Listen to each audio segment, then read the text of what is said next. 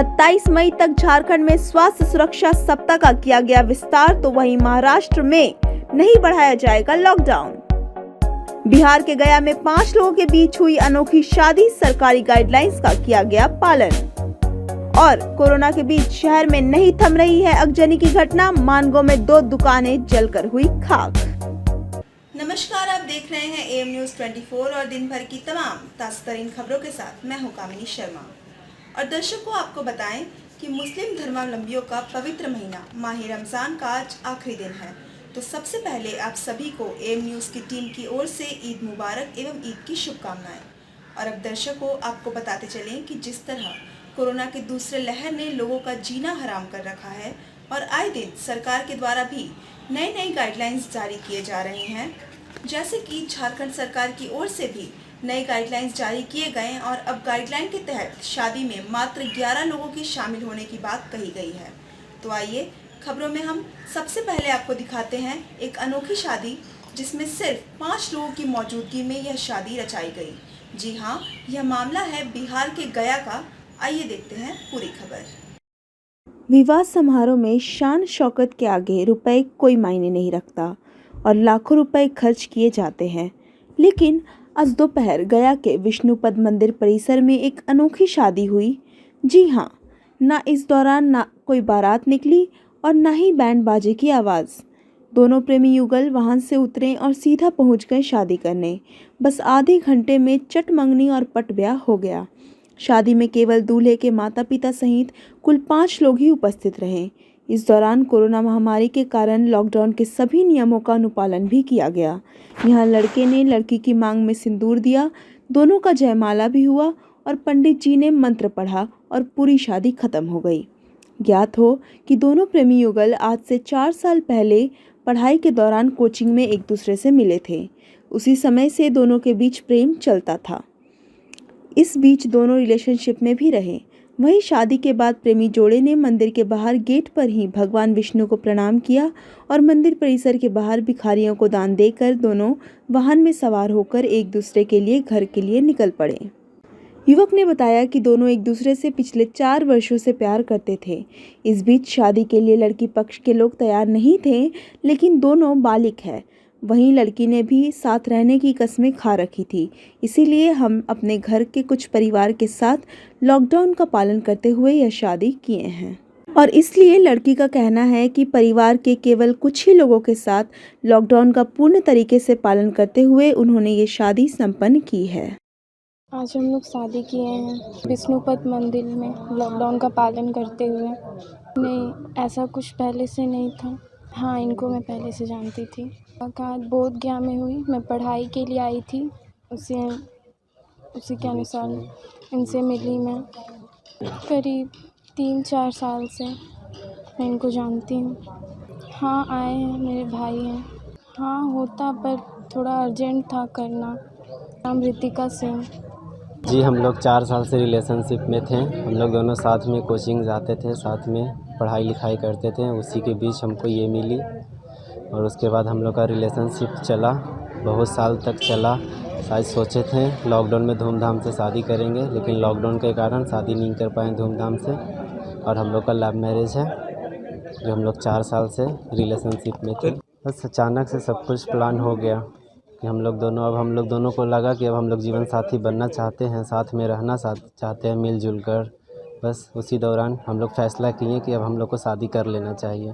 और हम लोग दोनों लॉकडाउन का पालन करते हुए हम लोग दोनों सिर्फ आकर मंदिर में शादी किए हैं। विष्णुपद मंदिर है और सोशल डिस्टेंस के कारण फैमिली लोग को नहीं लाए हैं।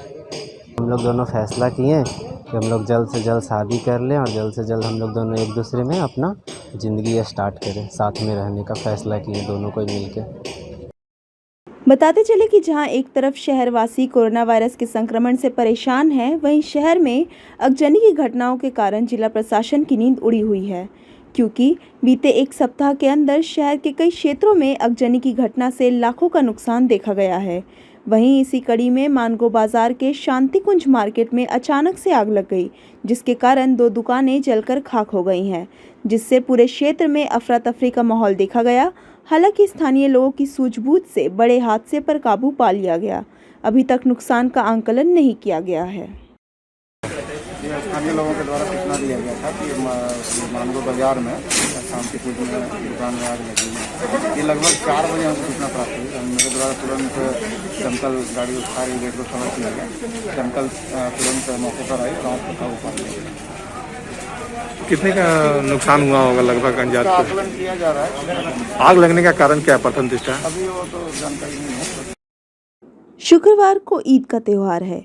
पश्चिमी सिंहभूम जिले में भी ईद का त्यौहार लॉकडाउन के निर्देशों का पालन करते हुए मनाया जाएगा। ना तो मस्जिदों और ईदगाह में सामूहिक नमाज होगी और ना ही लोग एक दूसरे से गले मिलेंगे और हाथ मिलाएंगे। कोरोना संक्रमण की दूसरी लहर की भयावह स्थिति को देखते हुए चाईबासा के मुस्लिम समुदाय के लोगों ने अपने घरों में परिवार के लोगों के साथ ईद का पर्व मनाने का निर्णय लिया है। इसका असर बाजार पर भी दिखाई दे रहा है। बाजार में दुकानें बंद रहने के कारण जहां एक तरफ ईद का माहौल फीका हो गया है, वहीं दुकानदारों की बिक्री भी प्रभावित हो गई है। इक्का दुक्का दुकानें खुली हैं जहां ईद के खाने पीने का सामान बिक रहा है, लेकिन लोग घर से नहीं निकल रहे हैं, इसीलिए दुकानदारों में मायूसी है। वहीं चाईबासा शहर के मुस्लिम समुदाय के आम लोगों ने भी ऐसी भयावह स्थिति में घर में ही परिवार के लोगों के साथ ईद मनाने का मन बना रखा है। घर में ही इबादत करेंगे और परिवार के लोगों के साथ ईद का त्यौहार मनाएंगे। लोगों का कहना है कि यह मुसलमानों का सबसे बड़ा त्यौहार है, लेकिन मुल्क के जो हालात है वैसे में सरकार का साथ देना है और दिशा निर्देशों का पालन करते हुए ईद मनाना है। वहीं बताते चलें कि झारखंड सरकार द्वारा लागू किए गए स्वास्थ्य सुरक्षा सप्ताह के कारण धार्मिक स्थलों में पूजा पाठ और प्रार्थना पर रोक है। इस कारण चाईबासा के सभी मस्जिदों में भी ताला लटका हुआ है। ईद के दिन सामूहिक इबादत नहीं की जाएगी। मोमिन कॉन्फ्रेंस के जिला अध्यक्ष मुअज्जम बिहारी ने कहा कि पूरे देश में मातम की लहर है। कोरोना के कारण लोग परेशान हैं। सरकार ने लॉकडाउन लगा रखा है, इसीलिए उसका पालन भी करना है। इसीलिए हम लोगों ने साधारण तरीके से ईद मनाने का निर्णय लिया है। कोई किसी से ना गले मिलेगा और ना हाथ मिलाएगा। मस्जिदों में सिर्फ 5 व्यक्ति सामाजिक दूरी का पालन करते हुए इबादत करेंगे ताकि परंपरा को निभाया जा सके।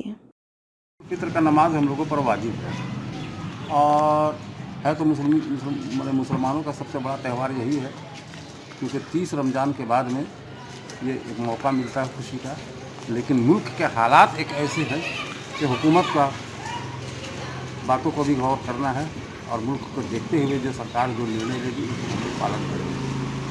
ये तो बहुत बंदा इतना कस्टमर हार नहीं रहे। पहले जैसा लॉकडाउन में पहले अगर लॉकडाउन नहीं रहता तो जितना माल अभी बेच रहे उससे ज़्यादा पहले बेच पाते हैं। तो ईद तो बहुत कम ही बेच पा रहे हैं। लोग घर में तो ईद मना रहे हैं, तो सामान की ज़रूरत तो है।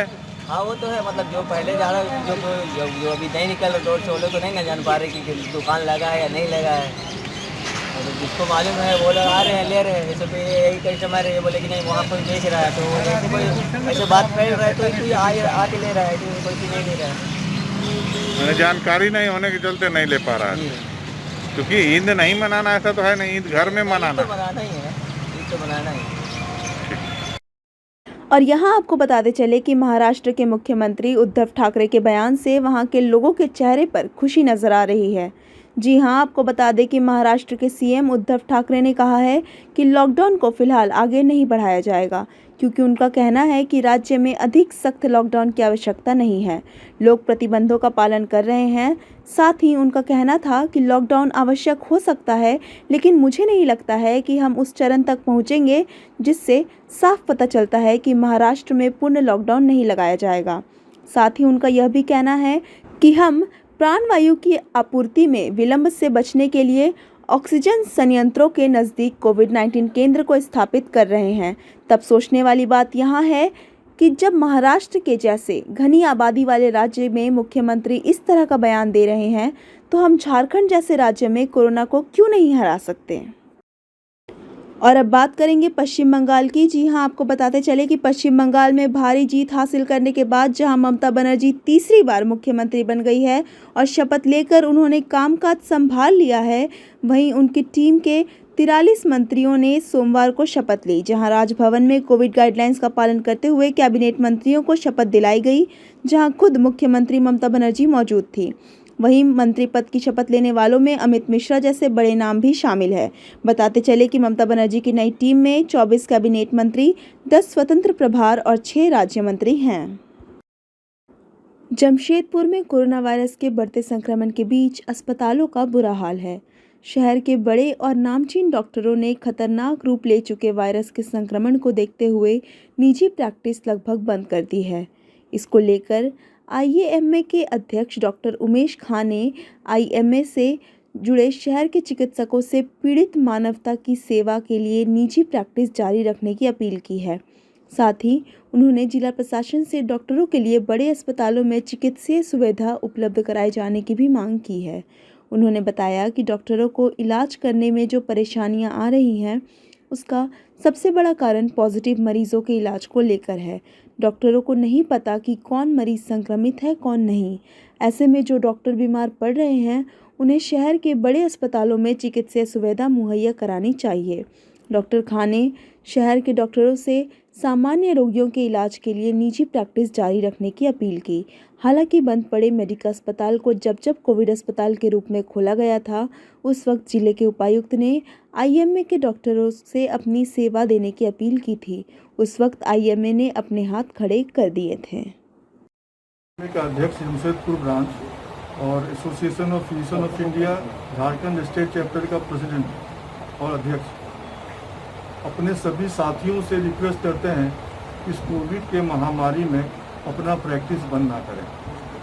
हम सबको ये भी रिक्वेस्ट करते हैं कि अपने को बचा के रखें, अपने परिवार को बचा के रखें, बट प्रैक्टिस कोशिश करें ज़रूर करने का, क्योंकि इस महामारी के समय में पूरा समाज परेशान है, लोग परेशान हैं और अगर हम नहीं जाएंगे तो कल सारा का सारा पेशेंट टीएमएच, टेल्को जहाँ जहाँ कोविड पेशेंट है वहीं चला जाएगा, तो उन लोगों पर और बेसी लोड पड़ेगा।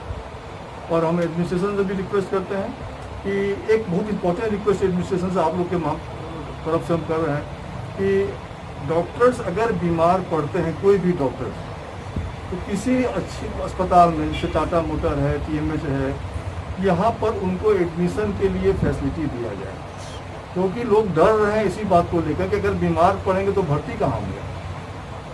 उन लोगों की मजबूरी है, हम समझ रहे हैं मजबूरी है एडमिनिस्ट्रेशन का कि जगह नहीं मिल रहा है, फिर भी कोशिश भरसक किया जाए कि उन लोगों को एडमिशन हो जाए। हम लोग अपने तरफ से ऑक्सीजन का प्रबंध किए हैं, अपने डॉक्टर्स का अगर कोई जरूरत पड़ता है तो उनको ऑक्सीजन दे रहे हैं फ्री हम लोग, एंड और जो बन सकता है हम लोग कर रहे हैं, लेकिन एडमिनिस्ट्रेशन से भी रिक्वेस्ट करेंगे कि कृपया इस पर ध्यान दिया जाए।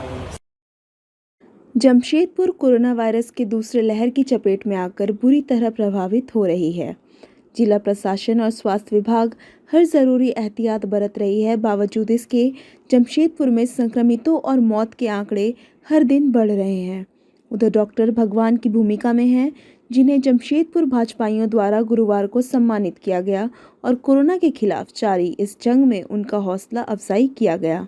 इस क्रम में जमशेदपुर पश्चिम से भाजपा प्रत्याशी रहे देवेंद्र सिंह द्वारा आईएमए के अध्यक्ष डॉक्टर उमेश खां को अंगवस्त्र देकर उनका हौसला अफजाई किया गया।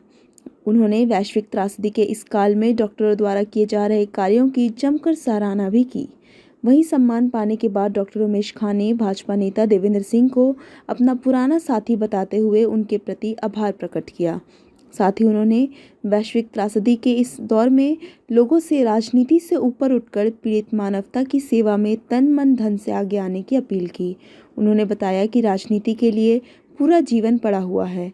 इस वैश्विक महामारी से निपटने में थोड़ी भी अगर चूक हुई तो बहुत नुकसान शहरवासियों को उठाना पड़ सकता है। तो इतना बड़ा महामारी चल रही है कोरोना की, बीजेपी भी हर जगह लोगों को यही कह रही है कि डरिए मत, लेकिन सजग रहिए, हमसे जो मदद होगा हम कर रहे हैं।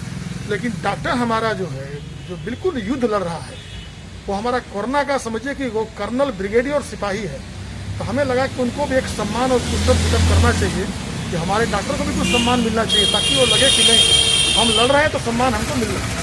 उसी अभियान में आज अभी तीसरा नंबर डॉक्टर उमेश खान जो है आईएमए के प्रेसिडेंट भी हैं, डॉक्टरों के गार्जियन भी हैं, उनको भी सम्मानित किया गया और मानगो जाएंगे और फिर सोनारी जाएंगे। तो भारतीय जनता पार्टी इस अभियान में चली कि डॉक्टरों को भी सम्मानित किया जाए। आप पत्रकार बंधु हैं, आप भी बिल्कुल लड़ रहे भी। जहाँ हम लोग जिस डॉक्टर के पास गए थे वहाँ सैकड़ों पेशेंट बैठे हुए हैं, इसमें कितने कोरोना के पेशेंट हैं मालूम नहीं। तो आप भी उनके बीच में काम कर रहे हैं, डॉक्टर तो काम कर ही रहा है। तो आप लोग भी स्वस्थ रहिए। सरकार से ये मांग करते हैं कि पत्रकारों को भी बिल्कुल स्वास्थ्य की सुविधा या कुछ घटनाएं होती हैं तो उसमें हर्जाना बड़े पैमाने पर मिलना चाहिए। विशेषकर पत्रकारों को, चूँकि अभी फ्रंटलाइन वर्कर में आते हैं और डॉक्टरों को हम लोगों ने आज सम्मानित किया और भी लोगों को करेंगे। पुस्तक मैंने कि उनके मोरल को हाई रखना है, क्योंकि युद्ध यही लड़ रहे हैं। ये जो सम्मान है ये समाज का सम्मान है, एक पार्टी का सम्मान है समाज के तरफ से। और हम आज बीजेपी या भारतीय जनता पार्टी के जो भी लोग हैं, गणमान्य लोग हैं, देवेंद्र जी तो हमारे बहुत क्लोज साथी हैं, बहुत पहले से साथी हमारे हैं, और भी ये भी बहुत पुराने मित्र हमारे हैं। तो इन सबों को भी रिक्वेस्ट करेंगे कि आज के दिन में किसी तरह का पॉलिटिकल एक्टिविटी ना करके समाज को बचाएं। पॉलिटिकल एक्टिविटी करने के लिए ज़िंदगी पड़ा है, आज सब मिल जाएं, सभी पार्टी एक हो जाएं और मिल के समाज को बचाएं, समाज को ठीक करें। हम सबसे यही रिक्वेस्ट करेंगे।